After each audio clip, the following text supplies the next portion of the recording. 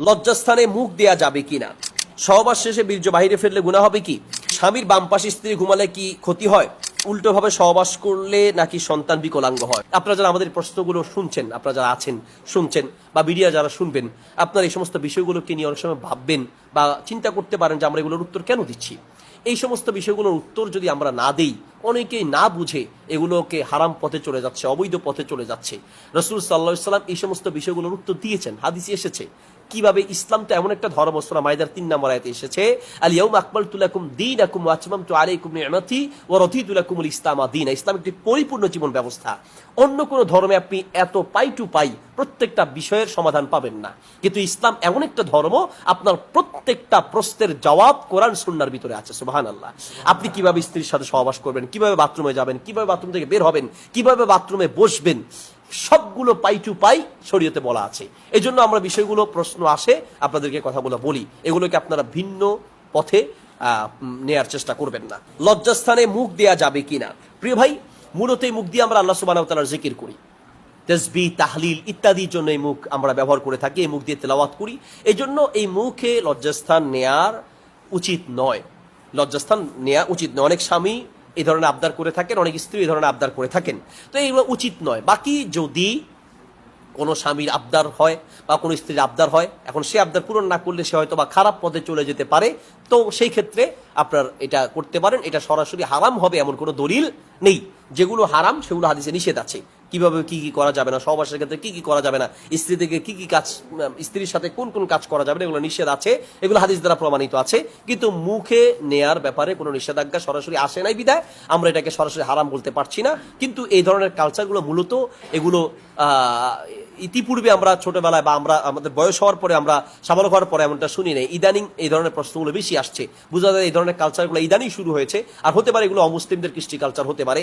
এগুলো থেকে যতটা দূর সম্ভব বিরত থাকার চেষ্টা করাটাই উচিত হবে, বাকি সরাসরি হারাম হবে না।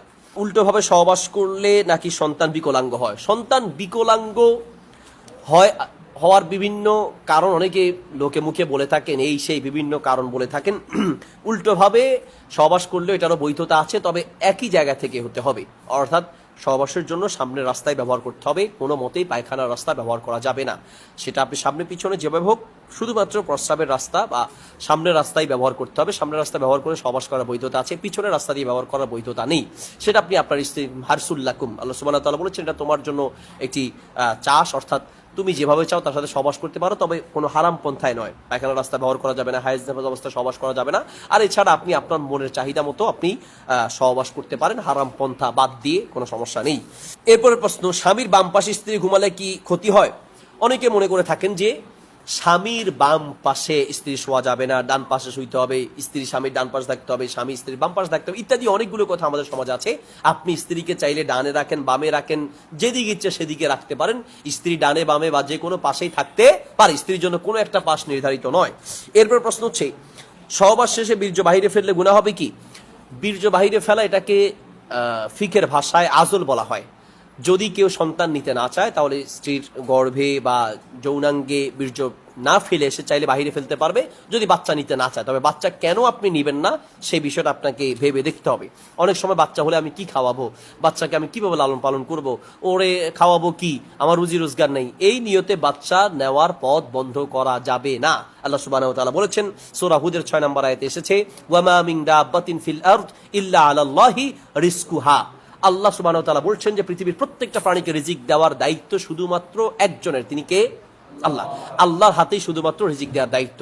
সূরা তালাকের 3 নম্বর আয়াতে আল্লাহ সুবহানাহু ওয়া তাআলা বলেছেন, ওয়া ইয়ারযুকুহু মিন হাইসু লা ইয়াহতাসিব। তিনি বান্দা পৃথিবীতে সৃষ্টি এমন ভাবে রিজিক দিবেন বান্দা তুমি কল্পনাও করতে পারবে না। আমরা দেখেছি যে আগের তুলনায় মানুষ বেড়েছে, আল্লাহ সুবহানাহু ওয়া তাআলা রিজিক বাড়িয়ে দিয়েছেন, মানুষ বেড়েছে। আল্লাহ, আমরা ছোটবেলায় দেখেছি আমলকি খেয়েছি, এক মুঠে 15-20টা আমলকি ধরতো, এখন এক একটা আমলকি আপেলের মতো বড় বড় পাওয়া যায়। মানুষ বেড়েছে, আল্লাহ রিজিকের সাইজ বাড়িয়ে দিয়েছেন। আমরা বড়ই খেয়েছি, ছোট ছোট বড়ই, এখন এক একটা বড়ই পাওয়া যায় পেয়ারার মতো বড় বড়। মানুষ বেড়েছে, আল্লাহ রিজিকের সাইজ বাড়িয়ে দিয়েছেন। আমরা ছোটবেলায় ডিম খেয়েছি, শুধু সাদা ডিম, দেশি ডিম। এখন দেশি ডিম আছে, ফার্মের ডিমও আছে, সাদা আছে, কালো আছে, লাল আছে, কোয়েল পাখির ডিম আছে, কত ডিম আছে। মানুষ বেড়েছে, আল্লাহ রিজিকের